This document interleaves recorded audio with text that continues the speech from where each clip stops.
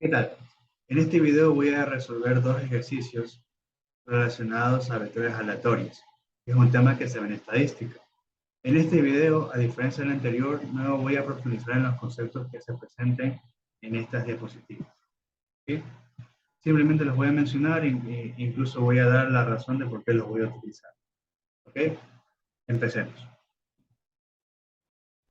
Bueno, aquí nos dice, dado un vector aleatorio, que se lo denota de esa manera, que es X transpuesta. ¿Okay? Se sabe que esta función de dos variables tiene como regla de correspondencia a k que multiplica la suma de x más y, ¿okay? Cuyo soporte es que se presenta acá. Y nuestra misión es determinar el valor de k. ¿Okay? Bueno, en estadística esta función de dos variables se la llama función de probabilidad conjunta. Se le dice así siempre y cuando las variables involucradas x y y sean variables aleatorias discretas. ¿Okay? Y por consiguiente, el vector aleatorio que se presenta arriba es un vector aleatorio discreto, ¿okay? Bivariado, pero ya se nota aquí que es bivariado. Normalmente en cualquier texto uno puede encontrar vector aleatorio discreto bivariado. ¿Okay? Pero ¿cómo podemos estar tan seguros de que este vector es discreto? ¿Okay? Claro, como dije, sus componentes son variables aleatorias discretas, pero ¿por qué? Porque también pueden ser continuos. Es gracias a su soporte. Porque por teoría sabemos que si este soporte o este conjunto es contable, entonces las variables aleatorias son discretas. Entonces, perdón, ¿cómo nosotros podemos determinar el valor de k? Es en base a la siguiente propiedad.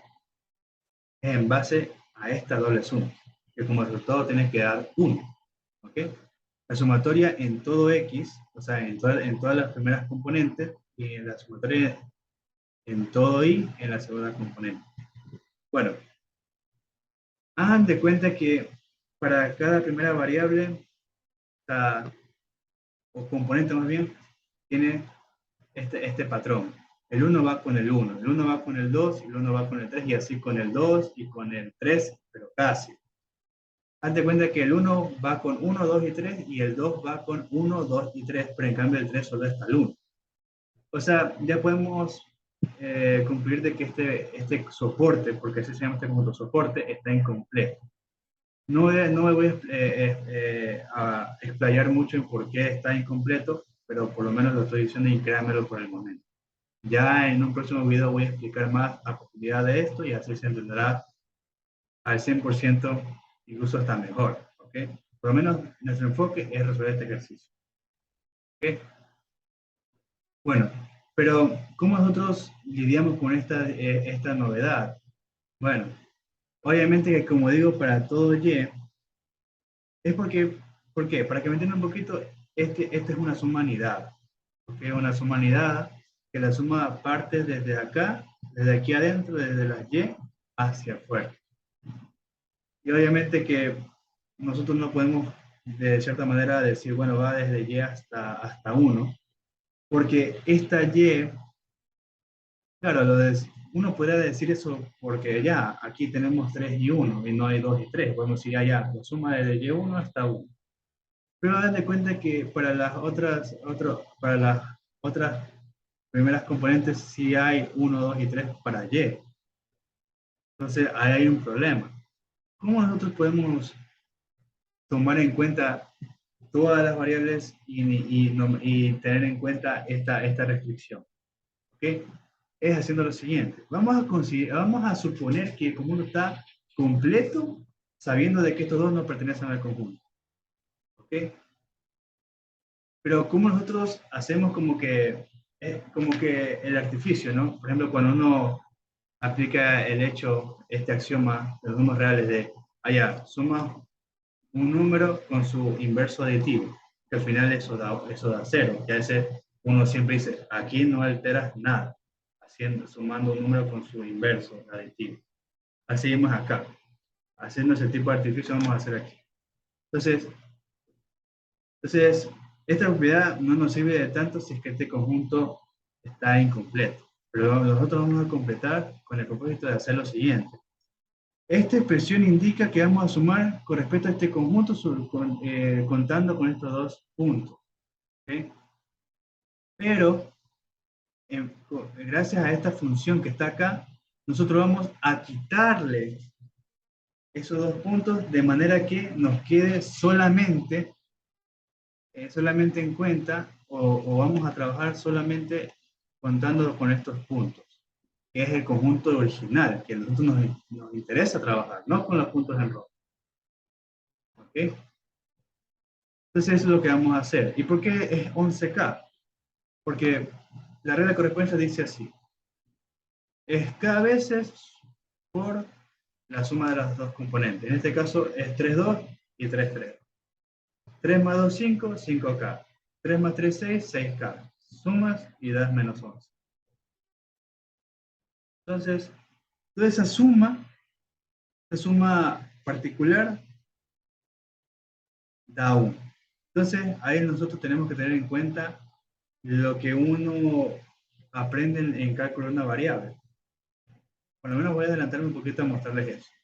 En el cálculo de una variable, bueno, por lo menos en cálculo integral, uno ve estos teoremas, uno los aprende, incluso hasta los demuestra. Estas son propiedades relacionadas a la sumatoria, a las sumas finitas. Que si tenemos una suma con respecto a una constante, el resultado va a ser multiplicar este n por la constante. ¿Okay? Es como que tú, digamos que c valga 2 y tú sumes de 1 hasta 100. ¿Qué significa esa sumatoria? Que tú vas a sumar el 2 100 veces. Entonces no te vas a poner a estar sumando de poco en trozo en trozo. Más bien es multiplicar el 100 por el 2 y da 200 y ese es el total de la suma. Y para comprar, si te quieres tomar el tiempo de sumar el 2 100 veces, vas a darte cuenta que va a dar lo mismo. Ahora, si nosotros tenemos una función a que se le está multiplicando una constante, así mismo cuando uno vio derivadas, integrales, la constante puede salir, en este caso de la suma. En la derivada salía de la derivada y de la integral de la integral. Y ahí da como todo lo que está ahí en el punto 2 del teorema 1. Y la linealidad de la sumatoria se puede separar. Tenemos la sumatoria de la suma de dos funciones o resta, y tenemos a la suma de la sumatoria. ¿Ok? ¿Ya? Entonces, también esto también es importantísimo, estas sumas importantes. Porque todo está, mira, hagan de cuenta que este amiguito que está acá está relacionado con el índice que está acá. Haz de cuenta que esta suma es sumar 1 hasta n. Haz de cuenta que esto de aquí es equivalente a escribir 1 más 2 más punto, punto, punto, así hasta n. ¿Ok? ¿Ok? Entonces, en vez de hacer así de manera tradicional la suma, uno puede decir, ya tranquilamente, en base al n que nosotros le vayamos a poner o que nos vayan a colocar, nosotros podemos hallar la suma que nos piden de esta manera, en base a esta expresión. Y esto aparece mucho, y le va a aparecer en lo que vayamos a continuar resolviendo el problema. Aquí también hay para este término del cuadrado, cubo y cuarto. Para la quinta también, pero es poco conocido, pero por lo menos hasta acá es lo normal, aprenderse. ¿Sí? Incluso demostrarles bonito. Yo una vez en mi clase de cálculo yo lo demostré y quedó precioso. Aunque claro que sé que hay que pulir un poquito la demostración porque quedó muy engorroso. Bueno, con un paréntesis. Bueno, continuemos. Entonces, ya, nos queda esta suma que es igual a 1. Entonces, aquí es despejar la cama. Entonces, aquí lo que he dicho, aplicamos esa propiedad del teorema 1, que es sacar la constante de la doble suma. Claro, yo les mostré de la sumatoria, pero es equivalente también para la doble suma. ¿Okay? Claro, hay más propiedades un poquito menos conocidas, pero por lo menos esta es la más común. ¿Okay? Entonces aquí no pasa nada. En esta línea, ¿qué he hecho? Recordemos que la sumatoria empieza desde adentro hacia afuera, o sea, desde aquí. Ya de ahí, lo que resulta de esto, se le aplica acá el signo. ¿Sí? Entonces, claro, aquí implícitamente he aplicado la linealidad de la sumatoria, porque al final, ¿cómo obtuve 3x más 6? Aquí, la sumatoria de y desde 1 hasta 3 de x, ¿qué va a ser? Allá. ¿Y a qué se parece esto? A esta parte de aquí, a esta parte de 1, a esta sumatoria. Haz de cuenta que j sería nuestra y c nuestra x. Sabes que será una constante en este caso. Es como cuando uno deriva parcialmente. Cuando uno deriva con respecto a que es una función de dos variables, uno considera a y como constante y viceversa cuando vas a derivar con respecto a la otra variable. Así vimos acá. Considerar como constante a la otra variable. Entonces, en este caso, este número que está arriba le multiplica al c. En este caso, 3 multiplica a x. Entonces, de acá. Ahora, luego, la sumatoria de y igual a 1 hasta 3 de y. Ahí sí, este índice se relaciona con el de acá. O sea, ¿qué sería equivalente resolver esto? A esta parte 1 del teorema 2. Entonces, este n es tiene nuestra extensión. Sería, en este caso sería 3. 3 es n, ¿ya? Multiplicado por n más 1, que es 4. 3 por 4, 12, y 2 para 2, a 6. Y queda esto. Y así se aplica para esta sumatoria que se presenta aquí. Y ustedes ya pueden comprobar que da eso. 18 más 18. Da esto 36K. Y aquí simplemente se despeja y obtenemos que el valor de K que nos solicitaban es 1 sobre 25. Por lo tanto, la función que nos presentaron al inicio, de acá para recordar, va a ser igual a 1 sobre 25 multiplicado por x más y. ¿Ok? Eso sería el primer ejercicio. ¿Ok? Y aquí están estos teoremas importantísimos. Conviene aprenderlo cuando en una evaluación no te permitan usar calculadora, o incluso no pierdas tiempo en tratar de hacer cálculos largos. Porque ahora imagínense que uno, digamos, ya te ponen un n igual a 20 aquí y te dan una función bastante engorrosa. Obviamente que no te vas a poner a hacer el cálculo paso a paso. Es mejor tardarse en aprenderse esto que en estar haciendo el cálculo a mano.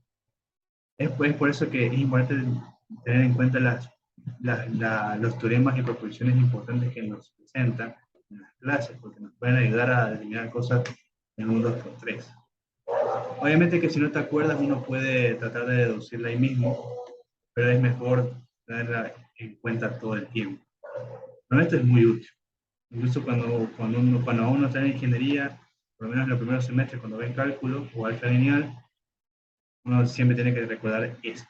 Incluso cuando ya ven series de potencias, series alternantes, incluso series nomás, de números reales, o series de funciones, series de Fourier.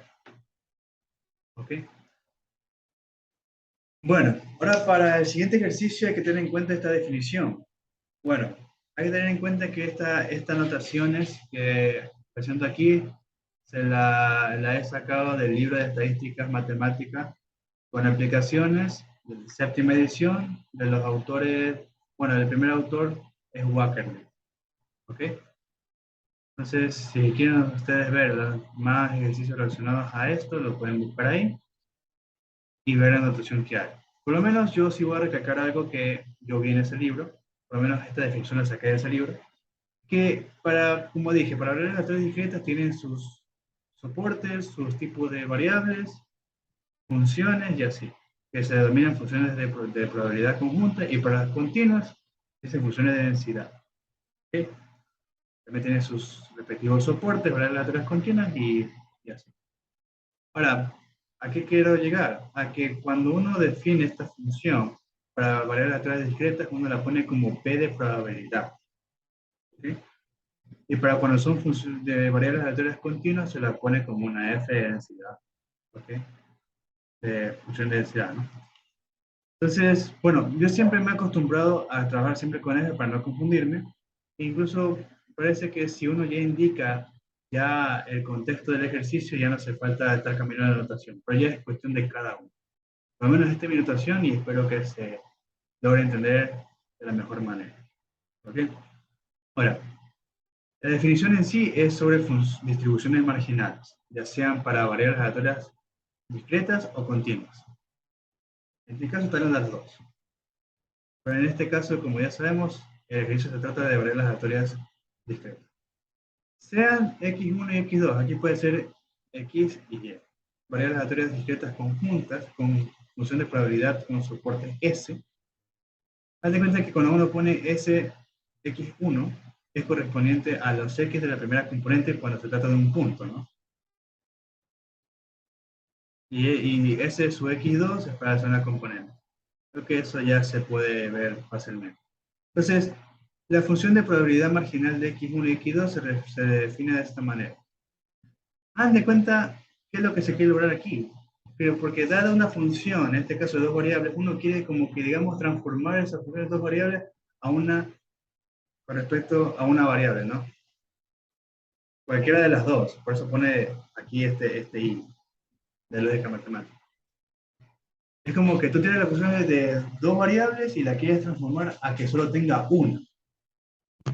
¿Sí? ¿Y cuál de las dos? Eso ya es decisión tuya. Pero se puede hacer de las dos, obviamente, como está puesto aquí.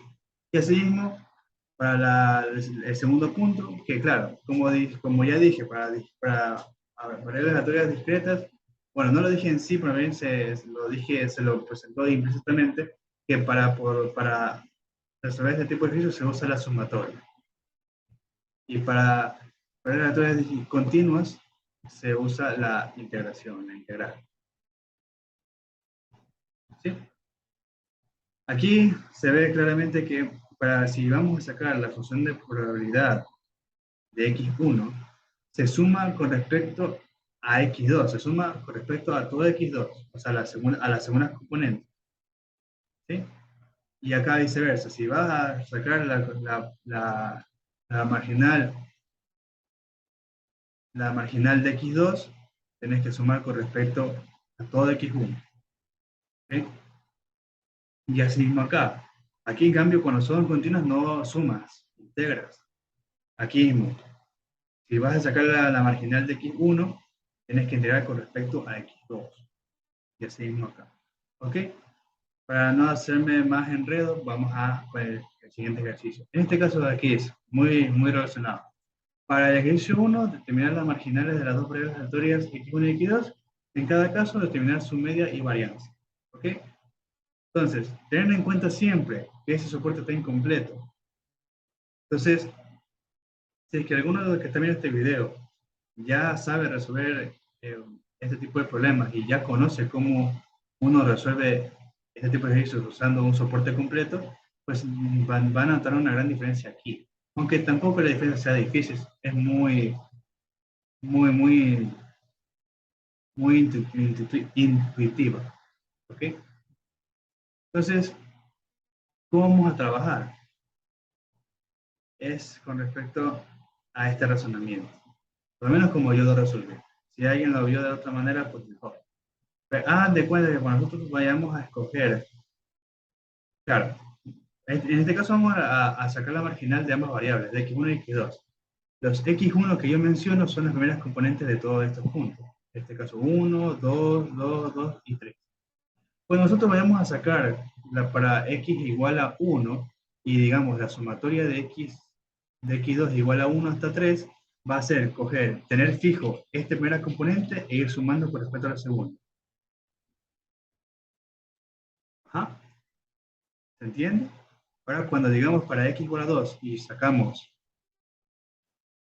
no, para x1 igual a 2, perdón, y vayamos a sumar con respecto a x2 igual a 1 hasta 3, va a ser teniendo el 2 fijo y sumar con respecto a las segundas variables. ¿Sí?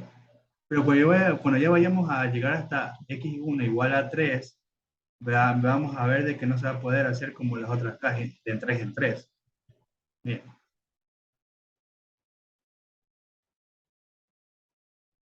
Vemos que para x igual a 1, tenemos esto. Si vemos que sumamos de x2 las segundas componentes de x3, es como que digamos 1 con 1, 1 con 2, 1 con 3. Es lo que está acá. Bueno, si vieron cómo se expresó el marginal de x1 para x1 igual a 1, es así. La sumatoria de x2 igual a 1 hasta 3. O sea, es como decir 1 con 1, 1 con 2 y 1 con 3. De esa manera yo lo vi para resolver este ejercicio. Entonces vemos que aquí aplicamos las propiedades los teoremas que les presenté hace un momento y obtenemos esta marginal de aquí. Para x igual a 1. Ahora, vamos a ver con respecto a x1 igual a 2. Hacemos el mismo procedimiento. Pero ahora, ¿qué dice acá? Así mismo, como se presentó en cómo se expresó el marginal de x1 para x1 igual a 2. Es tener este fijo, este 2 fijo, y ahí sumando con respecto a las segundas variables. 1, 2 y 3. Ajá. Ya, entonces, así. Ahora, para x igual a 3, mira lo que va a pasar. Porque si vemos que va a ser la sumatoria de las segundas componentes de 1 hasta 3, vemos que para x1 igual a 3 no va a haber. Porque si mantenemos fijo x1 igual a 3, no tenemos para sumar de x2 igual a 1 hasta 3. No tenemos, solo tenemos solo 1 aquí en la segunda componente. Entonces no podemos utilizar esta propiedad de decir, allá, manteniendo fijo x3, vamos a sumar de x2 igual a 1 hasta 3, porque solo hay el 1, el punto 3.1. Entonces, ¿qué hacemos? Vamos a considerar sumar así como si estuvieran los otros dos puntos que faltan, pero como hicimos en el primer ejercicio, vamos a restar esos puntos. ¿Sí? Como nosotros sabemos el valor de k, eso no hay problema. Y vemos que para x1 igual a 3, tenemos esta marginal de x1. ¿Y qué es lo que obtenemos? En conclusión, una función ramificada. ¿Ok? Ahí está. ¿Sí? Es lo que se obtuvo. Entonces, para la segunda variable, el procedimiento es el mismo, pero hay que tener en cuenta también que este proceso es al revés. O sea, nosotros ahorita nosotros vamos a fijar las segundas componentes y vamos a sumar con respecto a las primeras. O sea, digamos, para x2 igual 1 vamos a sumar desde 1 hasta 3. O sea, manteniendo fijo el 1, vamos a sumar 1, 2 y 3. O sea, 1 con 1, 1 con 2 y 1 con 3. O sea, lo leo de derecha a izquierda. Sí, pero vamos a darte cuenta que cuando fijamos el 2, va a haber un problema. Va a haber 2 con 1, 2 con 2, pero no va a haber 2 con 3. Así mismo con fijando el 3, 3 con 1, 3 con 2 y no hay 3 con 3. Entonces ahí vas allá, ya como ya les he explicado, se va a restar. Entonces, bueno, rápidamente, fijando, no, aquí. Para x1 no hay problema. O sea, para x2 igual a 1 no hay problema. Se hace lo mismo, se tiene eso. Pero para x2 igual a 2, vemos que hay 2 con 1, 2 con 2, pero no hay 2 con 3. Entonces restamos ese punto. O sea, obviamente que el punto es 3, 2, que es lo mismo que 2, 3. Solo lo digo para que se me entienda el razonamiento que estoy aplicando. Porque claro, le expliqué que va 2 con 1, 2 con 2, 2 con 3. En cambio acá el punto en sí es el 3, 2 que no hay. ¿Ok? Restamos y obtenemos esa función marginal, pero para x2 igual a 2. Y al final, otra vez va a quedar una función ramificada. Entonces, ahora para x2 igual a, bueno, aquí hay un error. Aquí es 3. Aquí hay un error, aquí es 3. Entonces, así mismo, restamos este punto y obtenemos este marginal. Bueno, aquí se le puso, acá se me fue. Bueno, y aquí obtenemos esto. Luego finalmente tenemos que la marginal de x2 es esta función de aquí. Y ves que quedó para cada variable, para cada x2, para cada valor que se definió. Pues ahí está. Ahora sí, como tenemos estas marginales o distribuciones marginales, pues hay que tener en cuenta también una cosa. Si es que usted no desea usar estas marginales para determinar la media de la varianza, uno puede usar la función de dos variables que se presentó al inicio de todo este video. Pero ahí va a conllevar a que usted tenga que aplicar la doble suma aquí, o sea, a sumar doblemente, por decirlo así. Pero para no complicarnos la vida, porque incluso, claro, si es que es una función no tan engorrosa o difícil de trabajar, pues bienvenido sea. Pero en cambio acá vamos a trabajar con respecto a una variable nada más para cada uno.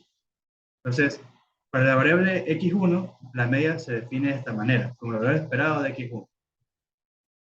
Y como vamos a usar la, la componente aquí, la marginal digo, con x1, bueno, aquí sí vamos a tener que recordar un poquito la marginal. Y hay que tener en cuenta que aquí tengo un error. Aquí nomás tendré que ir x1, que aquí sube x1, ¿ok? Pero ya, ya lo corrijo después para tenerlo bien guardado.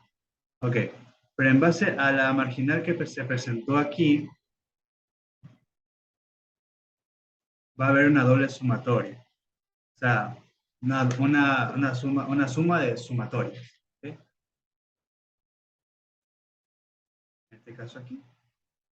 Claro, es como dependiendo de la ramificación que tome. Recordemos que para la marginal de x1 tenemos que las x va de 1 a 2. De 1 a 2, y es lo que se hizo acá. De 1 a 2.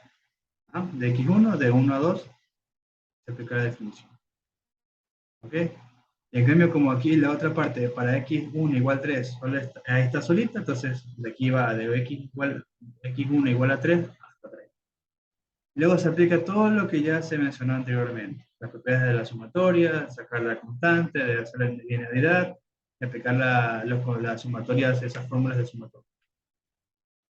Al final la media para x1 da 9,15. Ahora, sabemos que la varianza se la define de esta manera, como la diferencia entre el valor esperado de x1 al cuadrado y el valor esperado de x1, pero todo eso al cuadrado. ¿Ok? Pero el que nos falta por determinar es esto para poder aplicar la resta, bueno, hacer la resta y determinar el valor. Entonces, aquí mismo aplicamos, claro, aquí, dependiendo de cuál, si está el cuadrado del cubo aquí, este x1 también va a ser alterado también. Depende si es x1 al cuadrado, cubo, cuarta, no sé. ¿Ok? Entonces aquí resolvemos. Hagan de cuenta que aquí la sumatoria va a ser con un x1 igual al cubo, x1 al cubo, y ya tenemos una fórmula para eso. Pero para no ir más en detalle y que lo comprueben ustedes, pues tenemos que toda esta operación da 93/25. Claro, pero esto no es la varianza, es el valor esperado de x1 al cuadrado. Ya, de esto, ahí le restamos lo que obtuvimos acá. ¿Okay? Entonces, reemplazando en 2, que 2 es esto de aquí, y tomando lo obtenido en 1, o sea, el 1 es de acá. ¿Qué obtuvimos como resultado? 9,15. ¿Okay?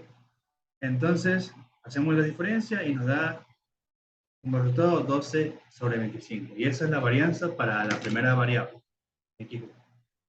Entonces, para la segunda variable, pues ya sabemos cuál es la expresión y dependiendo de cómo está la ramificación de la función, en este caso la distribución marginal de x2, en este caso recordemos cómo nos quedó en tres ramificaciones.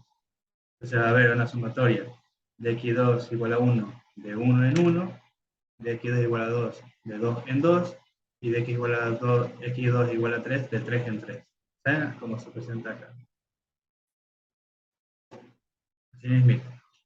Luego ya aquí se aplica, bueno, aquí hay que para no, digamos, como decía un profesor, para no contaminar mucho la pantalla, pues tratamos de simplificar mucho la expresión. Ok, entonces sacamos factor común el 1 sobre 25 y nos queda esta sumatoria. Luego ahí ya se aplica lo que ya dije, las fórmulas que les presenté, y obtenemos que la media de x2 es igual a 2. ¿Ok? Ahora, así mismo, como la varianza es la diferencia entre este valor esperado menos el cuadrado de la media, de x igual a 2, de x2 digo. Entonces, pues hacemos la sumatoria, resolvemos y nos da 118 sobre 25.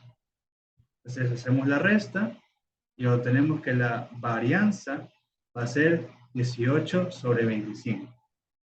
Bueno, ese ha sido el ejercicio o los ejercicios que iba a resolver en este video.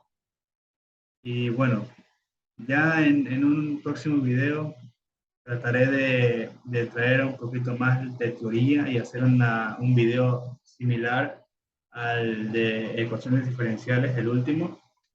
Y bueno, si te ha gustado el video, eh, sería fabuloso que le des un like.